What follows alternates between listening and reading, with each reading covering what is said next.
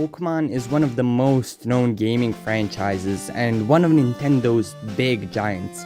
I bet everyone can recognize Pokemon's famous mascot, and many of the people got into Pokemon by trading cards, anime, or the games themselves. And I have to admit, I am a huge fan of Pokemon, and I spent countless hours into the game. So I got myself thinking, what games I haven't played in the Pokemon franchise?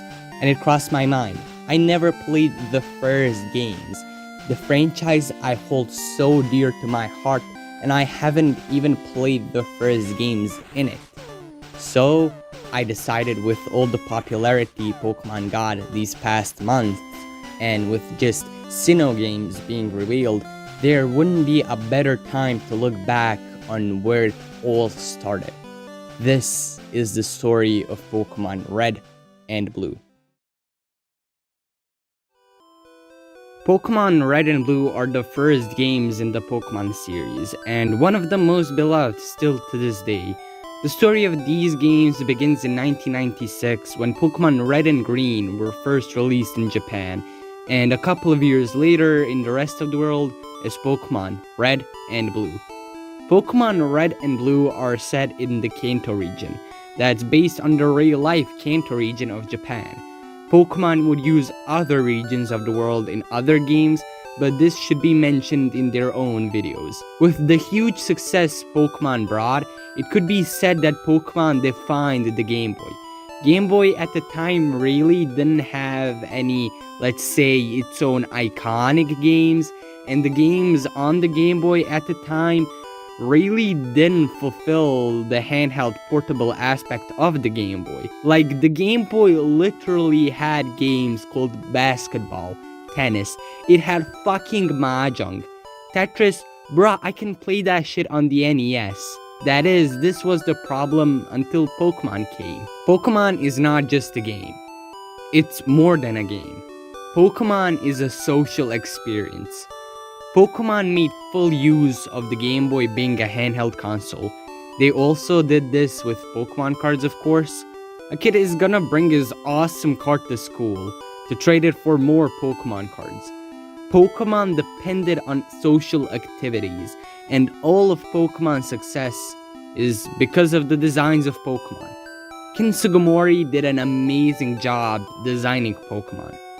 Pokemon are just awesome. They are cool. Like, come on, this is a fucking giant flying fire dragon lizard thing.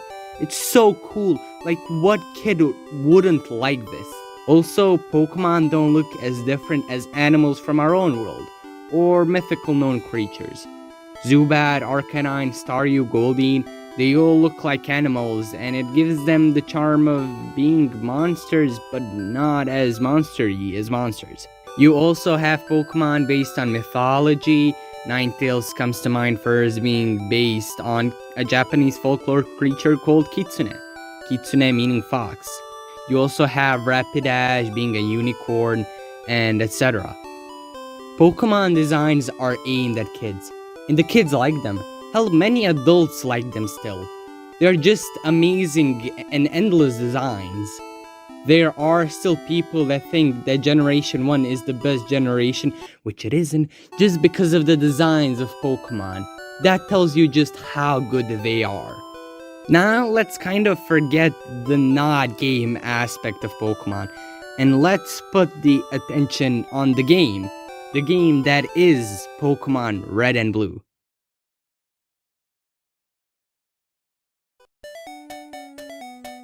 There are 151 original Pokemon in Generation 1, and you can't find all 151 Pokemon in Pokemon Blue.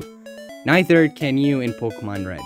These Pokemon are called version exclusives, meaning that they can only be found in Pokemon Red or Blue, not in both games. These are the version exclusives for Pokemon Red: Ekans, Arbok, Oddish, Gloom, Vileplume, Mankey, Primeape, Growlithe, Arcanine, Scyther, and Electabuzz. And these are the ones exclusive for Blue: Sandshrew, Sandslash, Bellsprout, Weepinbell, Victreebel, Meowth, Persian, Vulpix, Ninetales, Pinsir, and Magmar. This at first kinda looks shitty. What, you want me to catch all of them even though I can't? Pretty idiotic, right? If there was only an option in which you could maybe trade Pokemon with other people, well, you can. Version exclusives are genius. Let's say you and 3 of your friends have Pokemon Red, but that one kid in the class has Pokemon Blue. You look at his Game Boy and see this Pokemon you never saw before. Of course, you will want it. This makes kids actually trade and play with other kids. And if you didn't have Pokemon or a Game Boy at the time, well, you would just beg your parents to buy you one, which is a great business plan. It also makes full use of the handheld portable attribute that the Game Boy has. And Pokemon in this game kind of differentiate from other games. It's not that the Pokemon are different, it's just their sprites.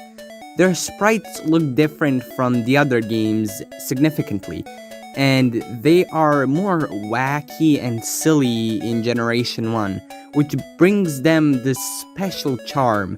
Some look very derpy and some not really derpy, but still these sprites to me are special, and some sprites even change, like Coughing's design changes from Generation 1 to Generation 2. But still, even though these sprites are amusing, there is a slight problem with them.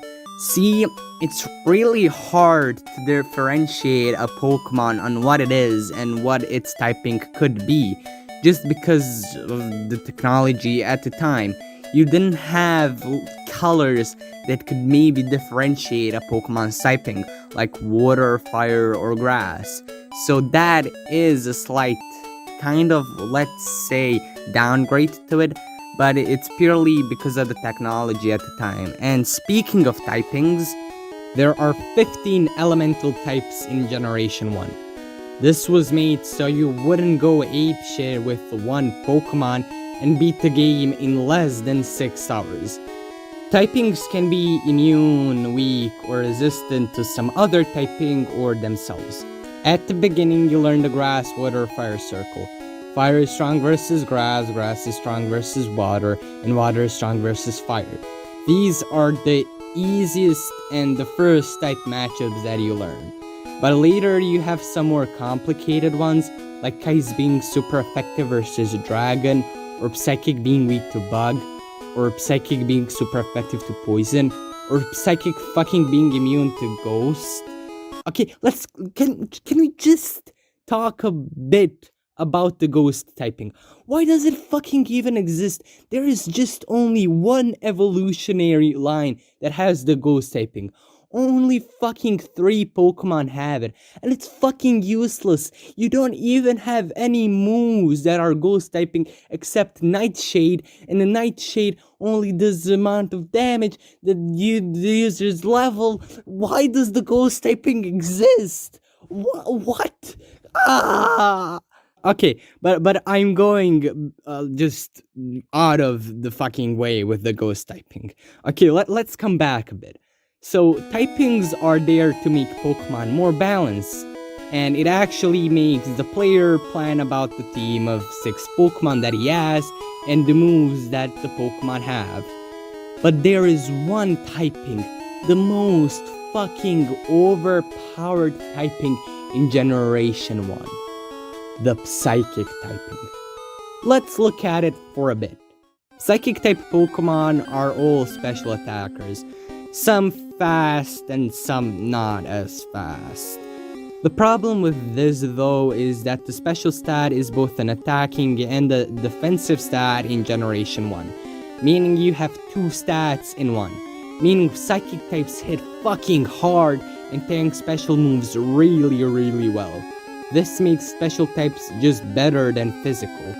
A typing in Generation 1, if you don't know, can be special or physical. This means that if a Pokemon were to use a move such as Earthquake, which is a ground type move, ground being physical, it would count the user's attack stat. If you were to use Surf, which is a water type move, water being special, it would count the user's special stat. Not only is this the reason that special types are better, therefore psychic being better, there is more. Only one fucking typing in the whole game is super effective against psychic. And it's bug. Yes, a fucking bee. A fucking bee.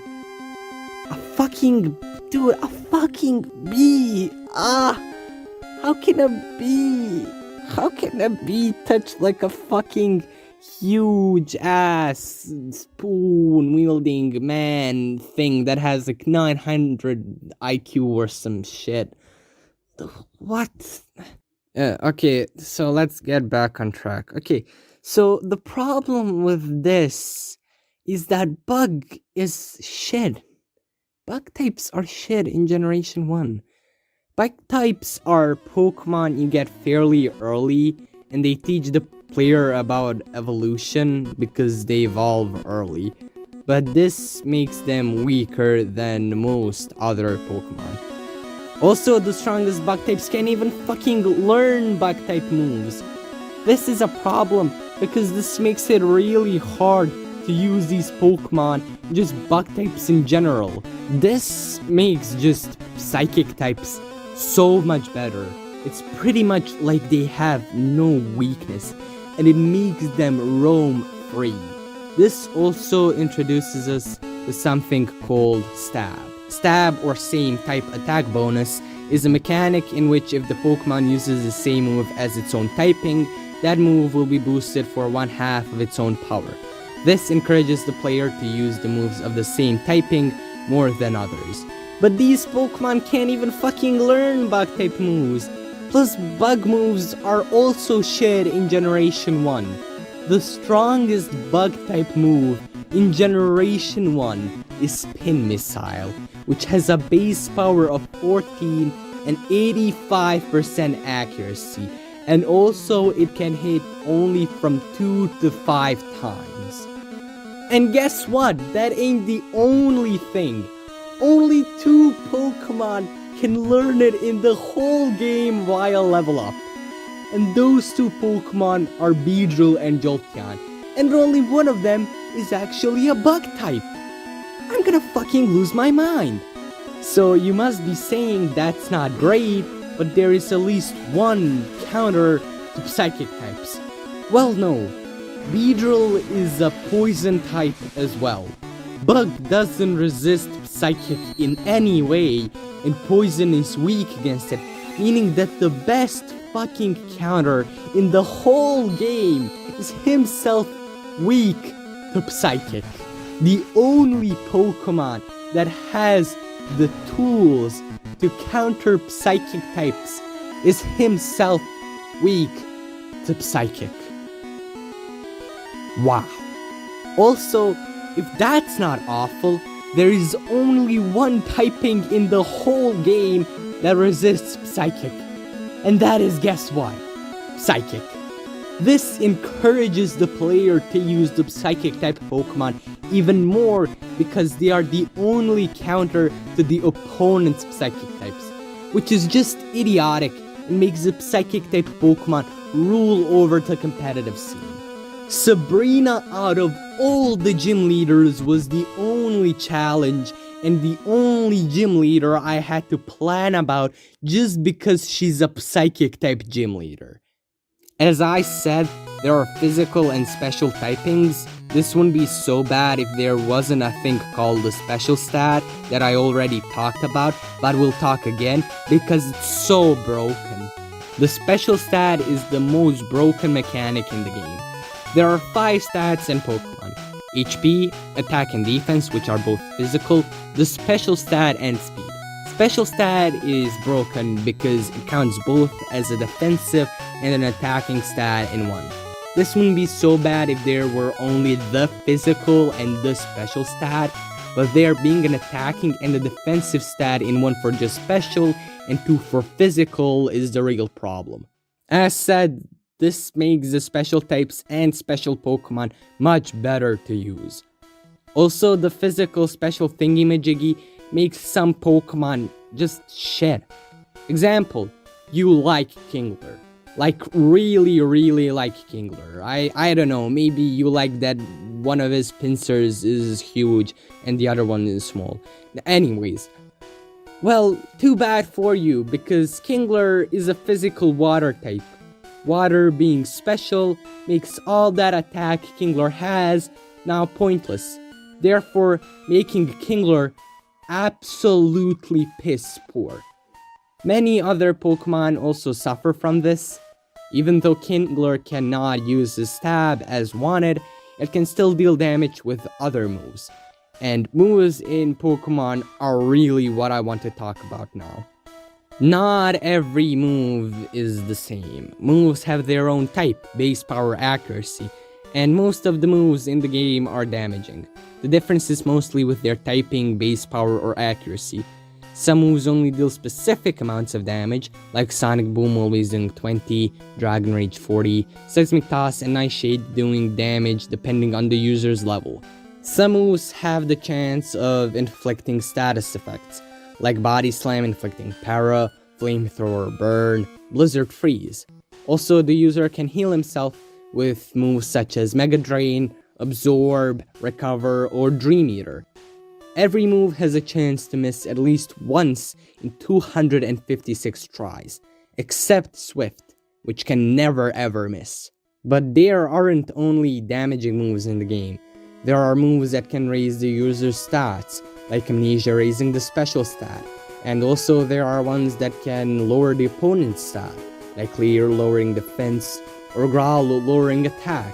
There are also status inflicting moves, like Stun Spore, Sleep Powder, and in some cases you won't inflict a status because of damage or the opponent not being able to move. Burn can decrease the opponent's attack stat, and Para can decrease the speed stat. But above all of this, the most popular and broken status inflicting move in the whole game is Toxic. Toxic poisons the enemy, but unlike normal poison, the damage increases by time, unless the player switches. Also, there's a broken mechanic of Toxic Leech Seed. If the opponent gets Leech Seeded and Toxic, what happens is pretty much that the opponent got Toxic twice. Pretty much Leech Seed acts as another Toxic, so doubles the damage Toxic is going to do next turn, and the opponent will get hurt by Toxic and Leech Seed too as well. Also, Sleep is pretty fucking broken in this game. First, Sleep can last from 1 to 7 turns, which is just a fucking huge amount of turns. Also, if you do wake up, you lose a turn, meaning that you can be stuck in an endless, painful fucking loop of sleep, because you do nothing even when you wake up. All these status conditions help the fucking most annoying move in the whole game, Wrap. Wrap is so fucking annoying. What Wrap does is attack a player for 2 to 5 turns. While wrapped, the Pokemon inflicted by Wrap can do nothing, and it's unable to move, meaning Wrap pairs excellent with status conditions, meaning that whenever I see Wrap, I enter a hellish experience that activates my Pokemon PTSD. This fucking move is the most annoying shit ever, and it's pretty fucking common throughout some parts of the game. I spent half an hour trying to beat this one Weepinbell in Erica's gym, after it had inflicted status upon my whole team. A little part of me died that day, and I never recovered from the trauma that Generation 1 Wrap inflicted upon me. Oh yeah, where did I stop? Moves and broken mechanics, right. Ladies and gentlemen, I introduce to you crits. Crits do more damage than what a basic move would do. In later gens, you have a 1 in 16 chance to crit or get crit. Generation 1 pretty much said, fuck that shit, let's make crits be based upon speed, meaning speedy Pokemon are more used and favored than the slower ones. Also, moves that have high crit ratios, like Slash, Karate Chop, or Razor Leaf, crit almost every fucking time. I swear, I got more crits on my Venusaur using Razor Leaf. Keep in mind, Venusaur ain't the speedster among Pokemon, but still, I got more fucking crits with him than there are shitty YouTube apologies on the internet. Also, crits bypass any kind of stat change, meaning if you would set up like 6 amnesias against Alakazam, if he critted you, he would deal more damage than if you hadn't set up at all. God, this game, and it's a fucking clusterfuck with its mechanics, dear lord. And this is only the tip of the iceberg. Insta-kill moves are based upon speed, and because they were on slow-ass Pokemon, they were useless. If you get frozen, you are fucked, because you would stay frozen until the enemy would use a fire-type move. And there are fucking plenty more. Shit, I haven't even touched the game, the music, the gyms, and anything. Well, it's time for that. In Pokemon, as I said, you play as you, I guess, and you are met with Professor Oak, a nice tree-named fella that can't remember his grandson's name and also cannot see gender. Oak gives you a Pokemon and you are met with the first choice in the game. You can pick the Grass-type Bulbasaur, the Fire-type Charmander, or the Water-type Squirtle. Or as I like to call them on how they impact the game, the easy choice, an easy choice, and a not so easy but still easy because the game is easy choice. You learn to catch the Pokemon, blah blah blah. Okay, so what is your goal in this game? Well, to beat the Pokemon League. But you can't beat the League without beating the 8 gym leaders who will have Pokemon of specific typing. The first gym leader is Brock, and he should be easy and he should introduce the player to type effectiveness. Well, Brock does this kinda, but not so good.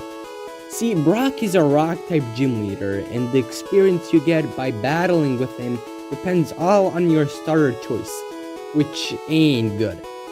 If you are playing the game for the first time, and keep in mind, this is the battle that has to learn the player about typings, the player would know about Brock even existing, or Brock being the rock-type gym leader, meaning that the outcome of the battle is completely random and not at all controlled by the player, unless he knows about Brock, but I'm talking if he doesn't, okay? But what is the cause behind this problem? Well, the player kinda gets nothing good against rock types. Actually, he gets Pokemon that are weak to rock, or Pokemon that just do nothing to rock because rock resists them. See, Brock needs to learn the player about type effectiveness, and he doesn't do that well. The battle against Brock is still easy depending on the Pokemon you pick, but it doesn't learn the player anything except that your little Rattata can do nothing against a giant fucking rock snake. For the first gym, Brock learns you almost nothing. You get no Pokemon that are good against him. You get a Mankey before Brock in Pokemon Yellow, yes, but I'm not talking about Pokemon Yellow here. I am talking purely and only about Pokemon Red and Blue. This ain't a huge problem, but you get good Pokemon for other gyms. Before Misty, you can get a Bellsprout. Before Lieutenant Surge, you can catch a Diglett. So why can't you find anything before Brock? This also wouldn't be a problem if Brock wasn't the first gym leader, but he is. After beating Brock, you get a badge. Badges act different in Generation 1, 2, and 3 than in modern titles. In these games, there's a thing called Badge Boost. After whooping a specific gym leader's ass, you get a boost to the specific stat of your Pokemon. The Boulder badge you get after beating Brock boosts your attack. After beating Surge, you get a speed boost. Beating Blaine gets you a special boost, and after beating Koga, you get a speed boost. These boosts help the player massively, and they are fine. I think the game is already pretty easy, but it is made for a younger demographic, which is fine, like I could do without it, but it's a bit just special. Also, I like the aesthetic of the gyms. When you look at Brock's gym, you see a lot of rocks, and this tells you, oh, that's a rock gym, unless someone in this room really had a thing for rock pets. Also, in some gyms you have puzzles. which are fine, I guess. They are nothing special. And you have trainers that you battle before battling the gym leader. Also, can someone fucking tell me why every trainer in Goga's gym, a gym leader who has poison types, why the fuck does every trainer have psychic types in this like, you should already know psychic is super effective against poison. Like just why? I mean, if you don't know, it's good, I guess, but Koga is the 5th, 6th gym, depending on who you beat first. Koga or Sabrina, like, what the fuck? You should already know the type matchups. Fuck me. But, okay, what else is in this game except weird trainers and a fat-ass creature blocking a route? Well, while on your journey, you encounter many Pokemon, and many routes. Not every route has the same Pokemon. And some routes are blocked. This makes the player more excited, because you don't know what creatures you will encounter when you enter a new place. And it is exciting, but after a while, it just, because of a lack of Pokemon, that is only 151 Pokemon existing, you run up into a lot of Pokemon you already saw, and it gets pretty repetitive after some time. But at that point, you are near the end of the game, so it ain't a huge problem. Plus, I would expect the Game Boy just couldn't handle a lot of Pokemon, so it's fine. While on your adventure, you explore caves, forests, many cities, which are all named upon colors, which is pretty cool, and you also find hidden hideouts of a criminalistics group, graveyards, a fucking ghost, you know, everything a 10-year-old could and should experience, all a part of a healthy mental lifestyle. On your adventure, you bring your trusty bag, and fuck me, does this inventory make me mad. First, TMs or technical machines, if you want to be a smartass, are super important in this game, because there are little moves in the game, like there is a really small amount of moves. This means that the level up move pool of Pokemon is either bad or very small, or bad and very small. So TMs are of huge value because they learn a specific move to a Pokemon instantly. Also, there are items that you get throughout the story in your inventory called key items, and just, they pretty much use up your space, and you can't throw them away because the telepathic powers of Professor Oak tell you not to. But this really comes to a conclusion when you go to SSN or the Team Rocket hideout, because you see plenty of items you can pick up, but you won't be able to because of your piss poor inventory space. And again, the fucking key items you get and won't use ever again cannot be discarded, meaning that they are just there, wasting space forever.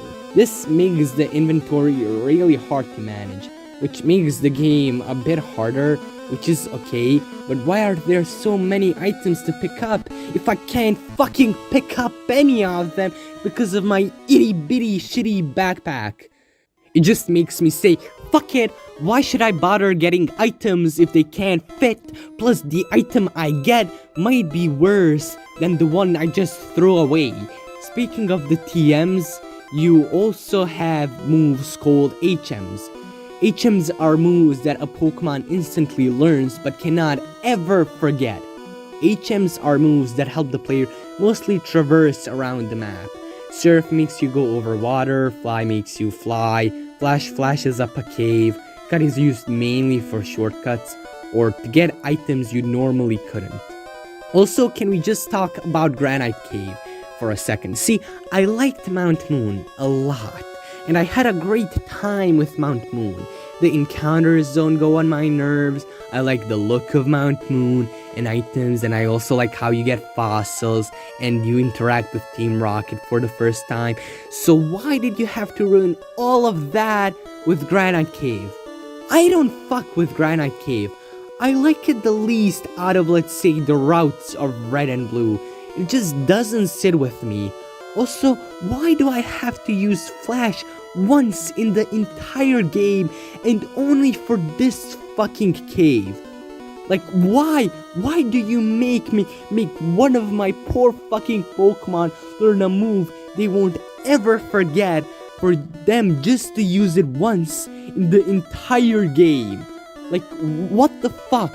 I also didn't fuck with Seafoam Island. I just fucking got Fly so I could go to Pallet Town and then to Cinnabar Island, which brings me on the map aspect of the game.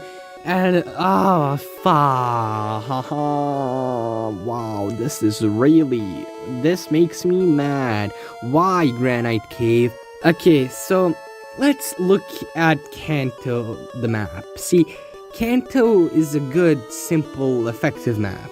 It holds your hand, but not too much. Actually, it does hold your hand a lot now that I look at it. As soon as you leave your house, you see a body of water, and you think to yourself, I want to see what's there. And you will, because the map, after everything you do, leads you back to Pallet Town and Viridian City. Ain't that awesome? Plus, there are actually more ways you choose how you want to go somewhere. You have a choice to beat Kogo or Sabrina first.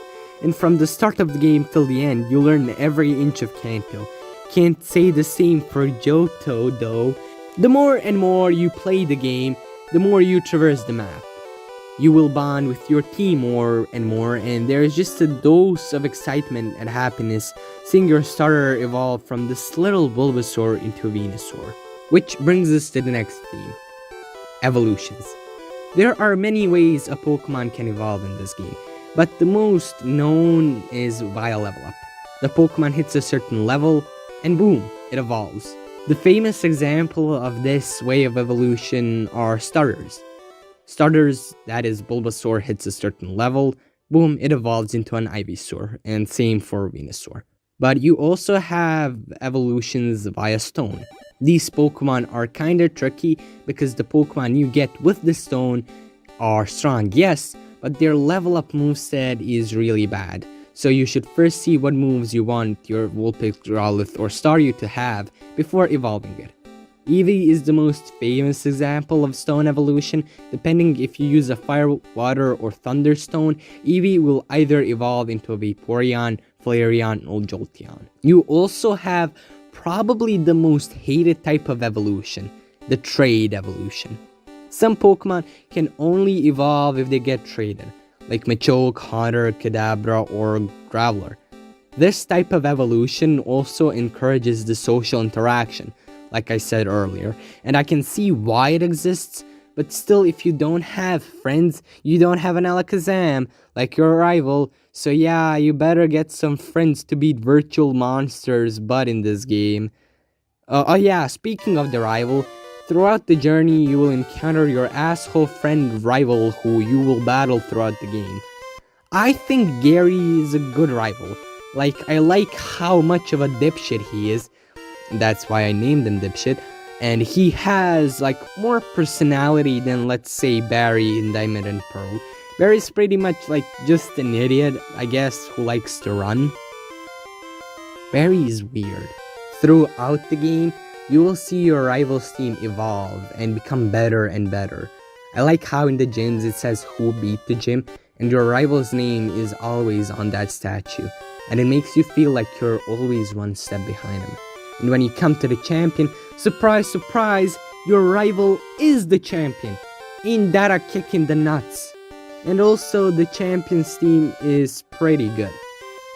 Speaking of music, the music in this game doesn't take the main role. It's good, certainly. I think its most important trait is it just doesn't get boring, at least for me. Also, it takes the main role in some places like Lavender Town and the Lavender Tower. Like, 10-year-old me would shit his pants entering Lavender. Like, that theme is still so eerie to me. Just listen to it.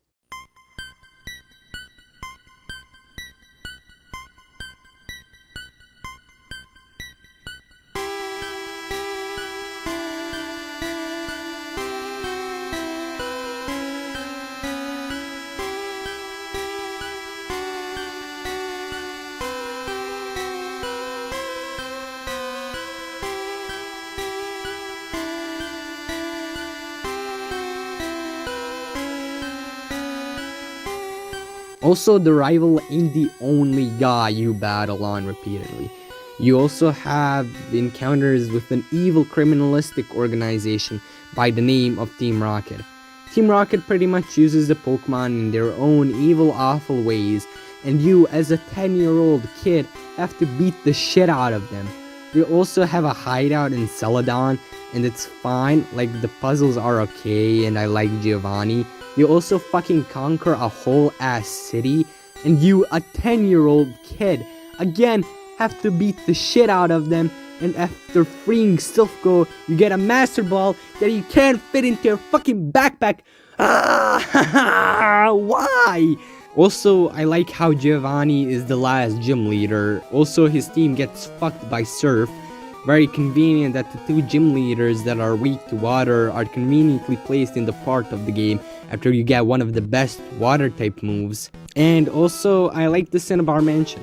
It's pretty cool with its Mewtwo story that'll lace upon you, like it's a mystery that you can't wait to solve. Also, the part where Mew literally gives birth, like, or some shit, is pretty weird, but not as weird as those ladies on crack at the Lavender Tower. Yeah. Pokemon Red and Blue are good games, and they paved the path for a huge legacy that Pokemon was going to create. And it will be remembered always as the game who started it all. I had a good time playing the game. It was a different experience than other titles. Yes, it was pretty easy, but I still enjoyed it, and this, ladies and gentlemen, is the story of Pokemon Red and Blue. Thank you for watching the video. I hope you enjoyed it. I really didn't have much time to make it, because I was really busy with just school and stuff outside of school. But it was still pretty fun to make it, and I am happy that I made it on a theme that I love a lot, that is Pokemon. So, if you want, you can subscribe and like the video.